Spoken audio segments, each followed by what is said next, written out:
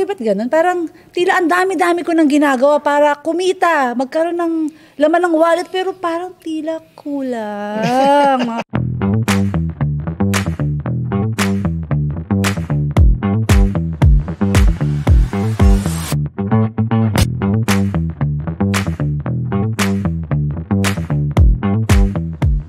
Hello, kamusta po ulit? Nako, praise God sa napakagandang linggo. At nakita-kita tayo ulit. Opo. Kuya Erwin, tapos ka. Hello po. Mga kuya, saya-saya ko. Grabe. Bakit masaya ka? Second week na natin ng, tama po ba? Ng 2025, tama po ba? Pero bakit ang wallet ko tila'y napakapayat? Pero mga kuya, speaking of yung wallet, di ba po? Mga kuya, ba't ganun? Siyempre, gusto natin ng kaperahan, di ba? Kumbaga, nababayaran natin mga bills natin at napapamasyal natin ang ating mga loved ones with money. Pero mga kuya, ba't ganun? Parang tila ang dami-dami ko nang ginagawa para kumita, magkaroon ng laman ng wallet, pero parang tila kulang. Mga kuya, paano po ba yun? Kuya, help. Paano po ba yun? Baka, syempre sa ating mga nanonood, I'm sure nakaka-relate na, paano ho ba talagang ma-live out namin yung prosperous 2025 at tumaba naman ang mga wallet namin, mga kuya. Tulad ng nasabi ni Kuya Bong, ng last episode, kailangan may budget ka. Pinaplano mo yan. Kasi tayo, pag nagkaroon ng pera, agad? Gasta. Gasta ka agad. Ang pinaplano natin kung ano yung bibilin natin. Ngayon, hindi pa natin kayang bilhin ito. Kaya nakaprogram lahat yan. Pagdating ng pera, ubus agad lahat yan. Ubus ka agad. Hala, di wala natira. Sa Meralco, wala. Dapat unahin na, alamin natin kung ano talaga yung priority. Tulad ng pinag-usapan natin last week, di ba? Nakaakibat yan sa mission, nakaakibat yan dyan, nakaakibat yan sa vision mo. So, paggastos mo, kapag maliwanag yung vision mo, masisimplify yung buhay mo. Tsaka focus ka na kung ano yung dapat mo paggastusan. So, basically, yung marami, siguro ayusin natin muna yun. Di ba? Ano yung muna kinikita mo? Magkano pangailangan mo? Anong kinikita mo? Kasi ilista mo, ano muna yung pangailangan mong totoo? Yung non-negotiable na kailangan mo. Normally, ano po ba yung mga non-negotiables? Siyempre, pagkain mo. Okay. So, budgetin mo anong pagkain, magkano pagkain ang kailangan mo. Baka naman, week po ba? Weekly po ba yan o monthly ang budgeting? Paano ikaw, po ba? kahit naman, weekly ka na muna, sabihin natin. Weekly ka na muna kasi, yung sweldo mo kasi, di ba, iaakibat mo yan dyan eh. Pagtatagpuin mo yan eh. So, tingnan mo muna ano pagkain mo. Tapos, paano ka ba, parang, kunyari lang, ang kita ko pa lang, 500. Tapos, ang pagkain ko, 600. Naku. Di ba? Paano ka na mabubuhay? So, tanungin mo, ba't ka umaabot sa 600? Di ba? Baka naman panay ang food panda mo. Di ba? O kaya, puro grab food ka. Di ba? Baka pwede ka naman, pag magluto ka. Yun. Di ba? Ilagay mo sa ipunin mo yung pagluluto, iinitin mo na lang. Anong ganyan. Depende sa, pag-iisipan mo. Tapos kape. Lista mo lahat ng anong pinagagastusan mo. Kape. Kumpara mo sa 140 pesos sa kape, makakakuha ka naman siguro ng kape na, 3-in-1. Kung 3-in-1 lang. Kung ayaw mo ng 3-in-1, medyo maat ka na. Gusto mo black talaga. Di, black squid. Biro lang. What I'm trying to say is, hanapan mo ng paraan. Kasi naalala ko nung bata kami, yung kape namin, Opo. bigas eh. Masarap po sinasagag yun. Masarap po yan. Sinasagag, di ba? Parang kasi wala kami pabiling kape pa nun eh. O di doon kami, tsaga-tsaga namin muna doon.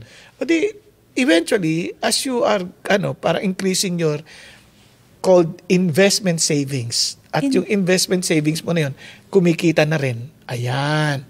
Dinadagdagan ka ng income. O di, pwede ka nang mag-adjust, depende sa increase ng income mo.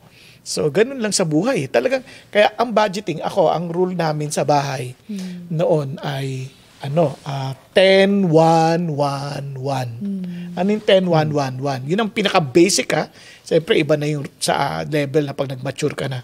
Sa bawat 10 piso na tatanggapin mo, may piso para sa Panginoong Diyos. Anything that sa gawain ng Diyos. Tapos piso para sa sa investment savings. Ang investment savings, iba sa emergency savings.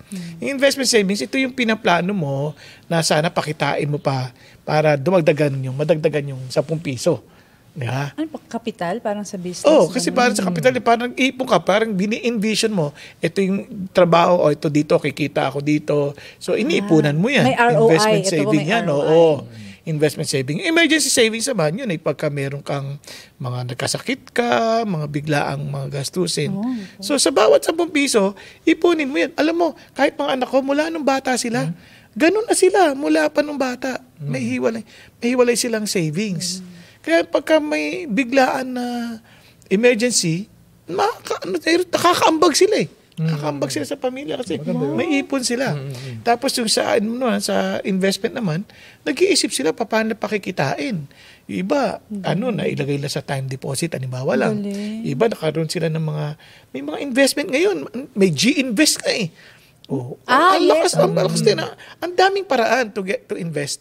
Pero pag-iisipan mo, pag-pray mo. Yes. Diba? Minsan, napapalpak ka sa investment. Kasi, minsan sa mga nakakapalpak sa akin investment, yung hindi ka nag-isip kasi nga kapatiran mo.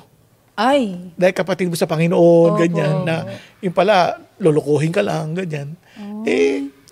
Lugi naman yun, siyempre. Hindi, mawawalan ka, pero mababawi mo naman kasi ang karakter mo naman, di nagbago. Yes. Pero yung nandaya sa'yo, yun ang kawawa kasi mananagot mo siya sa Diyos eh. Hindi na siya makakaulit. Tsaka hindi ka makakalusot dyan. May hangganan lang din lahat ng bagay na yan. Babawian ka niyan. Kasi ang Diyos, ang tawag sa kanila, mga wicked eh.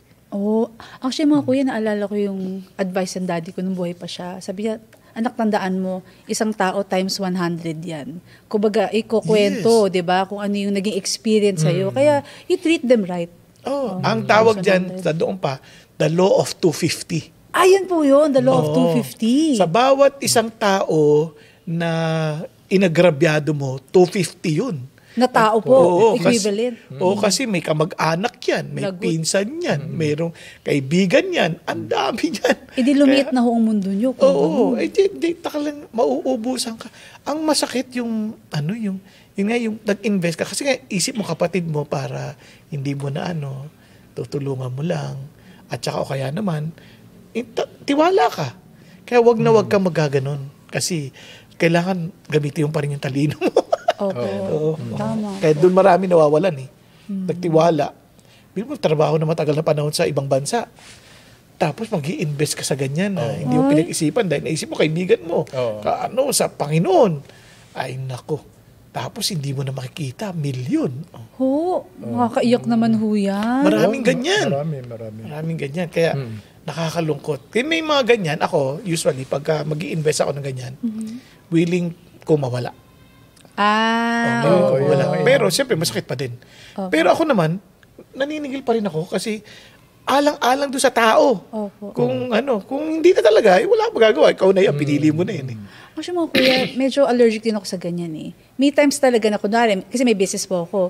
Tapos kunwari, kuha akong supplier. Minsan talaga hindi na darating yung goods. So ang ginagawa ko, tatry ko muna siya. Kunwari, konti muna bibilin ko. Ngayon, pag nag-deliver at maganda ang experience ko, order ko mas marami sa kanya sa susunod. Tama. Tapos pag malaki na, hindi na nag-deliver. Ay, naku, paano kaya yun? Delikado. Maraming ganyan. Kaya wag mo babaguhin yung... ganun lang. Thank you mga kuya. Ang dami ko na natutunan sa inyo. Kailangan wag mo babaguhin yung safety precautions mo. Ako, lahat ng kapalpakan ko at nakawalan ko, dahil sa inalis ko yung safety precautions, yung parang nagpapakabobo ka para sa taong gusto mong tulungan at gusto mong abutin. Pero nakakatulong po ba talaga tayo kung ganun? Hindi. Yun nga, yung kaya mong mawala, masakit din. Siyempre, mawawala pa rin yun. Malaki pa rin yun. Hindi naman ganun kaliit yun. Kaya lang, ipapasa Diyos mo na lang. Kayo po ba nagkaroon kayong ganun experience? Yung parang... Hindi, pero sinusunod ko yung sinabi ni Kuya Bong na pag ikaw nag-invest o nagpautang sa isang kaibigan o sa kamag-anak, yung halaga na kaya mong ma-absorb pag hindi siya nagbayad. Huwag yung maubos ka.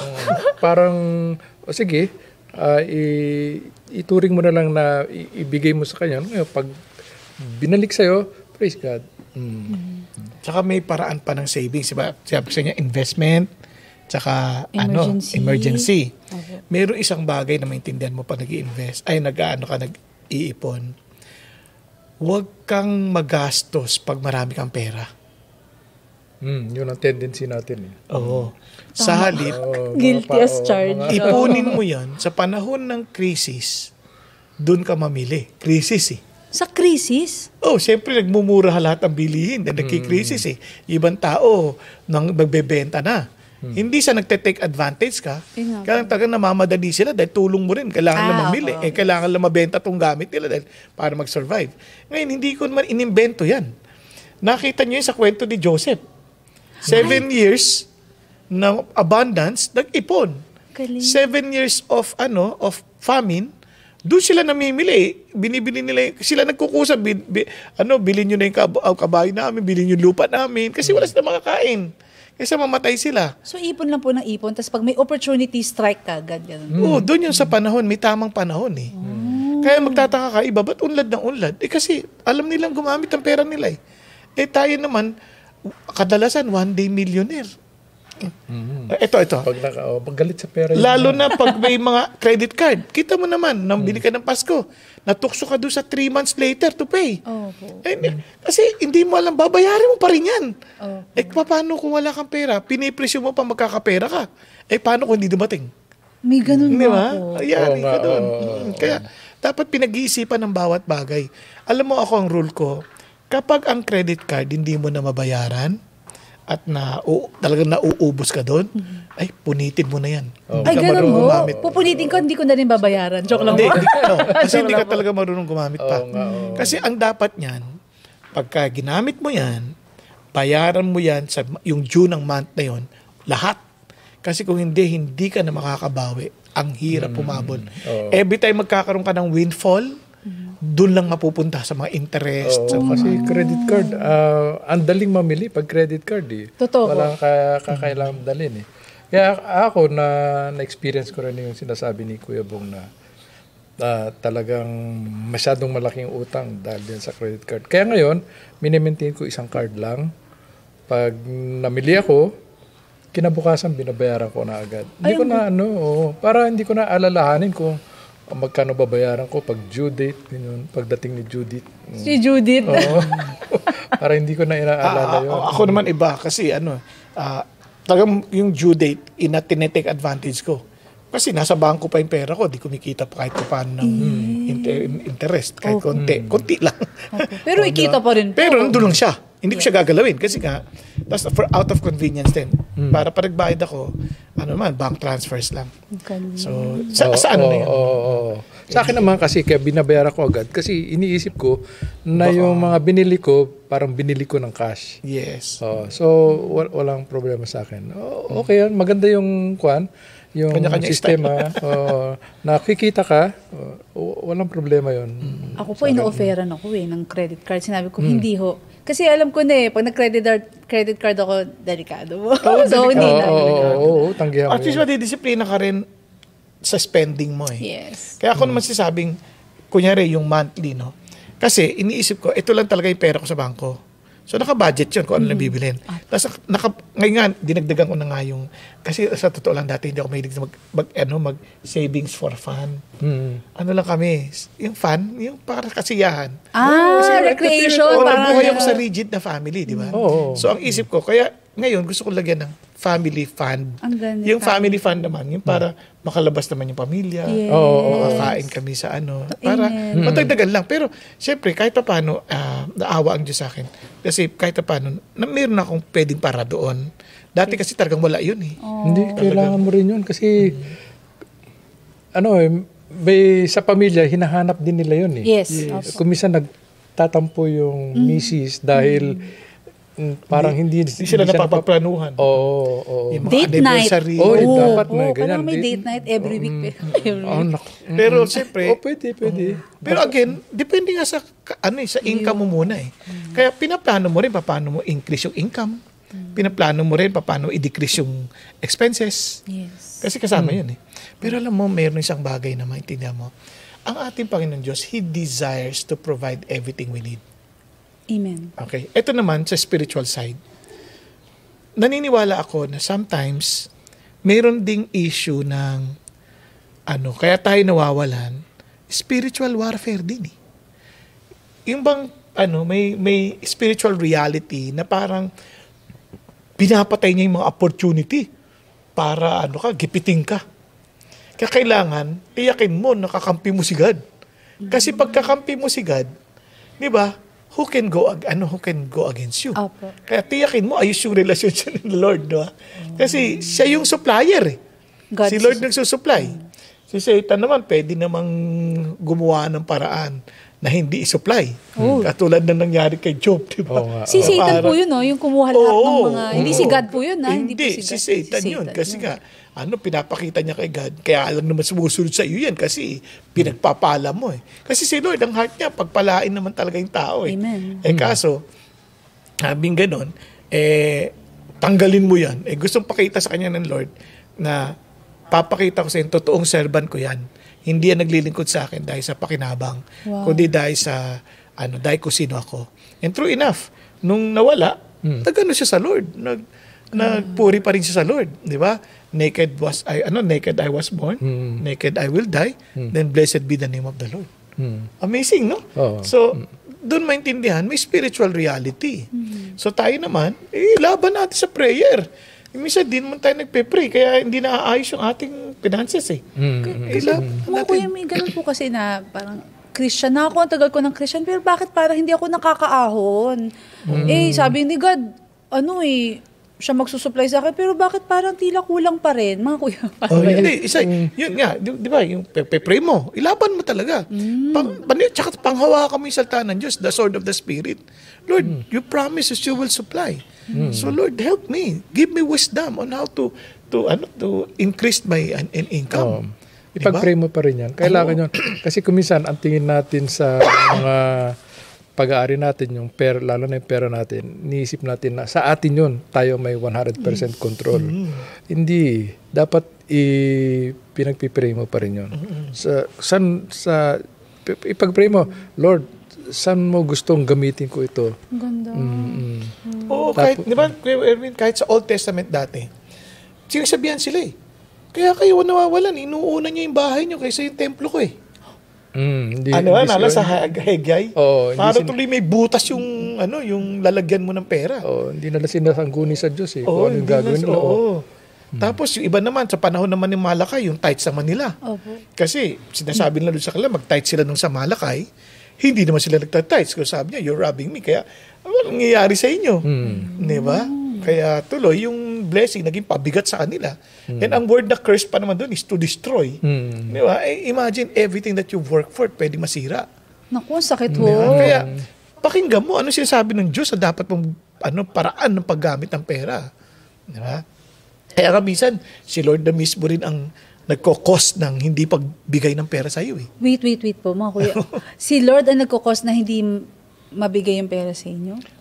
Para hindi yung abundance. Minsan, provide niya yung need mo pero limitado. Bakit? Yung talagang limita lang. Kasi may ituturo siya sa iyo. Tingnan mo yung Deuteronomy chapter 8. Verse 1 po? Verse 1. Be careful to obey all the commands I am giving you today. Then you will live and multiply, and you will enter and occupy the land the Lord swore to give your ancestors. Ayan. Tapos tingnan mo yung verse 2. Okay po, verse 2. Remember how the Lord your God led you through the wilderness for these 40 years, humbling you and testing you to prove your character and to find out whether or not you would obey His commands.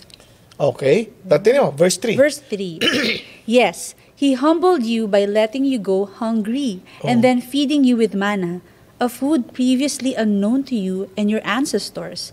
He did it to teach you that people do not live by bread alone. Rather, we live by every word that comes from the mouth of the Lord. Tama, nagutom sila, tas kulang yung provision. In a sense na parang sakto-sakto lang, pero may mana. Hindi lang yun.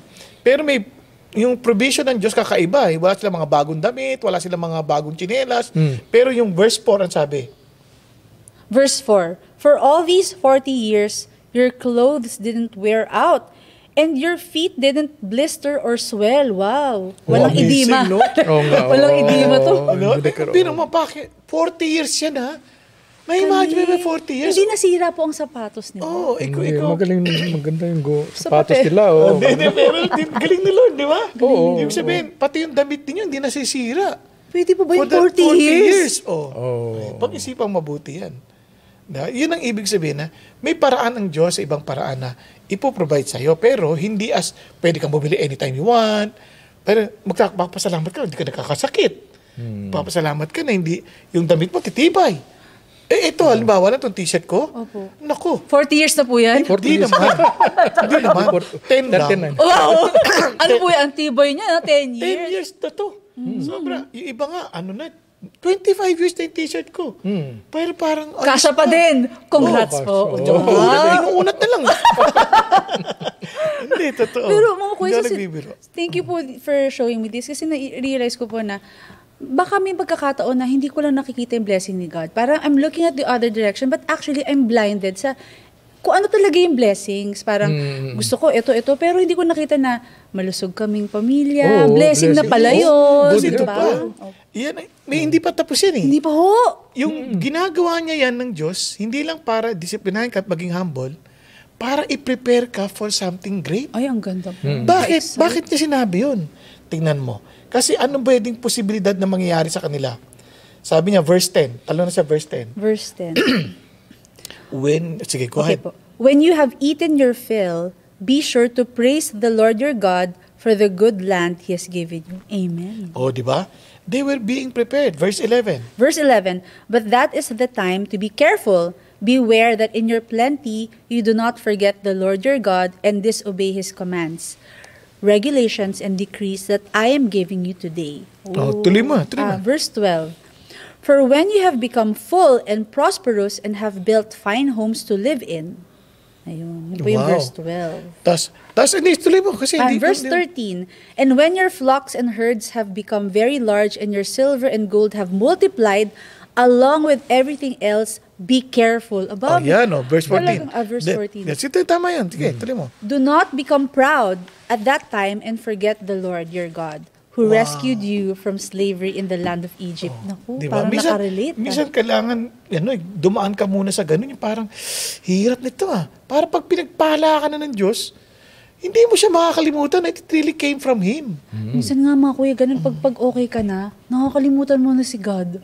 Kasi okay ka na tapos tatawag ka lang sa Kanya, pag naghihirap ka uli. Kaya nga anong test ng ang test na para parang makalaya ka lagi sa ganyan, mamigay ka. So, sa pinagbibigay ng Lord. So kung gusto ko pong dumami ang kaperahan ko, mabless ako, the more I give, the more na I will be blessed. Ganun po ba yun? Hindi. Ang una, maging kontento ka sa binibigay ng Diyos sa'yo and learn from it. And learn from it. And thank God for it. Di ba? Then, nasana yung heart mo, naging yung character mo na built sa contentment. Pag lumaki yan, alam mo pa rin it came from God. Amen. Diba? Alam mo pa rin na it's for the Lord. So, mas tatagal po ang blessings kasi si Lord pa rin ang primary. Kaya, I'll give you an example. Ang Pilipinas, patahirap. Kasi hindi natin inalagaan yung binigay ng Diyos sa atin. Ang yaman natin. Actually, ang yaman po natin. Ang yaman ng Pilipinas. Sa school lang yung natural resources. Yung natural resources natin kakaiba. Pero sinalaula natin, tubig natin, sinalaula natin. As in, hindi natin inalagaan. Kumpara sa halimbawa, ang Israel, ang liit-liit na bansa. Pero mo naman, ginigera na siya ng paligid ng kanyang mga bayan. Yung kalang proteksyon at yung kanilang pera, kaya nila ipagtanggol pa rin sarili nila.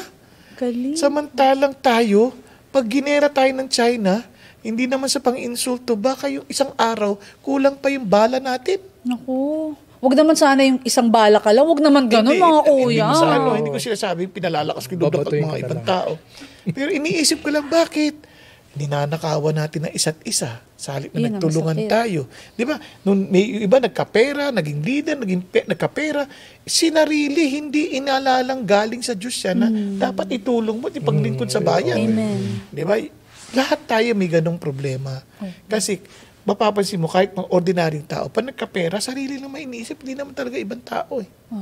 Kaya yun ang sinasabi ng Diyos. Nakakalimutan natin na hindi atin yan. Galing sa Diyos yan. 8:18. Remember the Lord your God. He is the one who gives you power to be successful in order to fulfill the covenant He confirmed to your ancestors with an oath.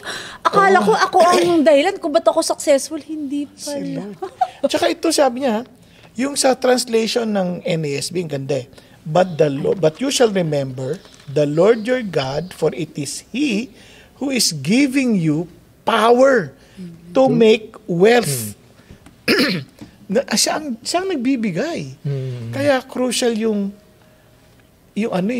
management ng pera. Inuunawa mong galing yan sa Diyos. Pag-aari yan ng Diyos. Ikaw ngayon, katiwala. Kung katiwala ka, anong klaseng katiwala ka ng Diyos? Yun ang tanong. Kuya Erwin, kung ikaw ay pinagkatiwalaan mong pera kay Tosca, at ito ay sinalaula niya, pagkakatiwalaan mo pa siya ulit? Sinalaula niya? Hindi. Bigay ko na lang kay Mike. Di na lang, di ba? Hindi na maulit. No? Pero kung tapat siya, napaparami niya pa. Tapos magagamit niya sa purposes ninyo. Doble. Oo, doble. Parang lagyan pa natin yan. Yes. Kanyari, pinarami ng Diyos, nagagamit sa purposes ng Diyos, paramihin pa yan. Di ba? Si Lord mismo, bigyan natin ng kapangyarihan niya na mag-produce ng wealth. Oh, Kaya ang tanong na, di ba? Kaya ang tanong sa ating lahat ay, talagang makatiwa-tiwala ba tayo kahit sa maliit na bagay? Alam mo, estudyante pa lang I'm telling you, katiwa-tiwala ka ba sa binigay sa yung resources ng Diyos? Anong resources? Yung pagpasok mo sa eskwelahan, yung mga libro, yung mga baon.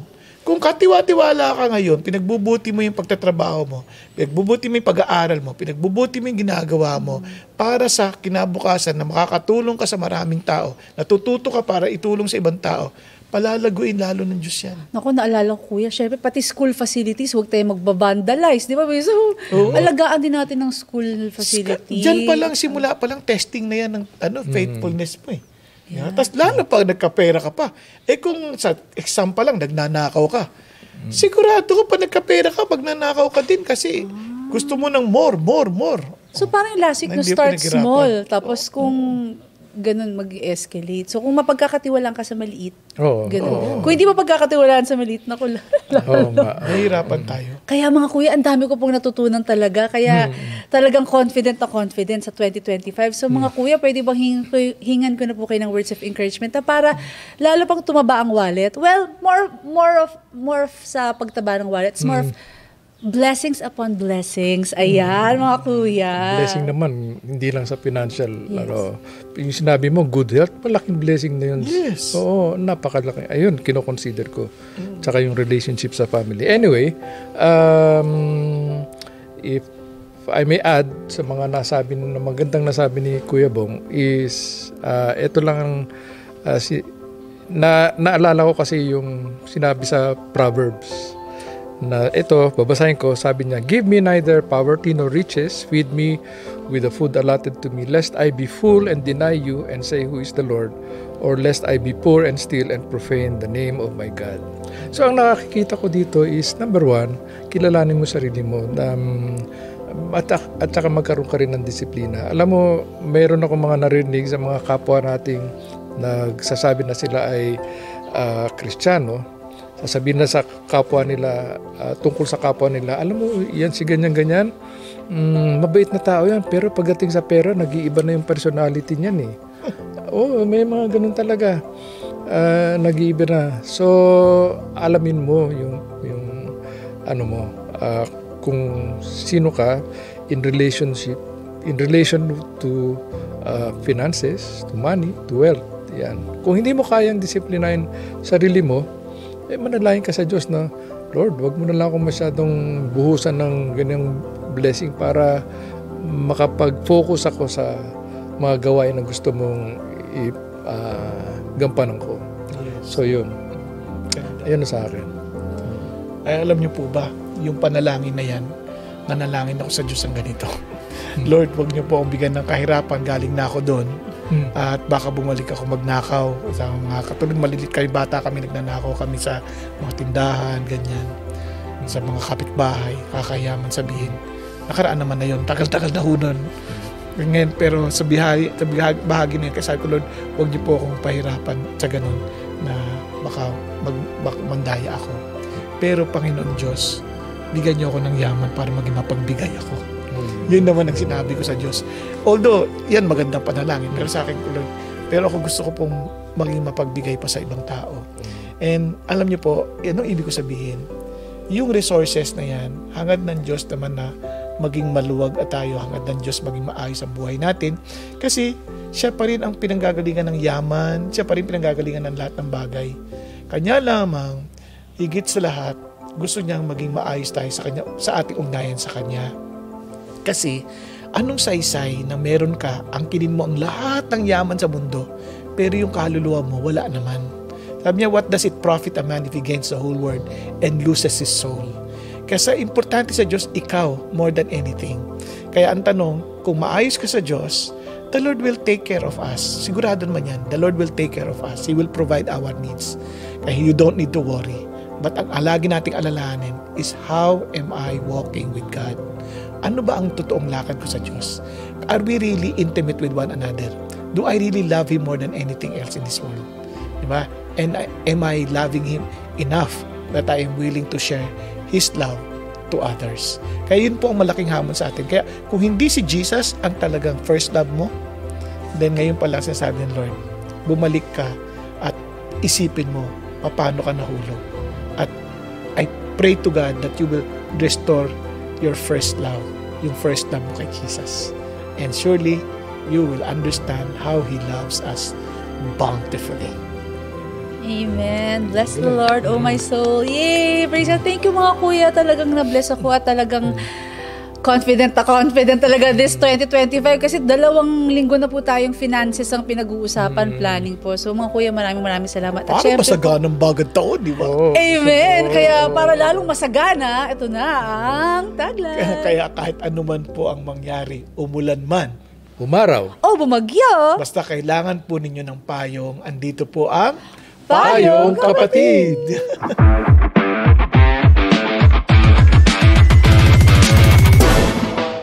So sa ating mga kapatid at sa aming magiging mga kapatid, nais po namin kayo imbitahan na sumabaybay po sa ating Payong Kapatid through our social media pages. Meron po tayong 3. As of now, we have Payong Kapatid official Facebook page. We also have in YouTube, Payong Kapatid PH. At syempre po, sa mga mahilig mag-Spotify dyan, meron po tayong podcast, Payong Kapatid. Ayan, so mga kapatid, kasama ang ating mga kuya, sana po ay mag-like, share, and subscribe para po ay magkasama-sama tayo ng pangmatagalan and hopefully forever.